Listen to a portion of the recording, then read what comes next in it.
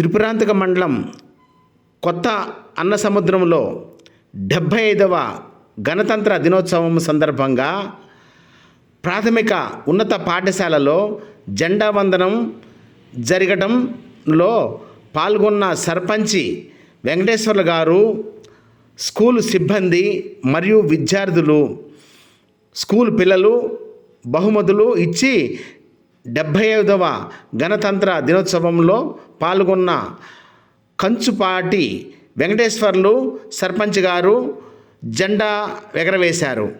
ఈ సందర్భంగా వెంకటేశ్వర గారు మాట్లాడుతూ, గ్రామంలో వైసీపీ ప్రభుత్వంలో అనేకమైన పనులు జరిగాయని ఈ సందర్భంగా మాట్లాడారు.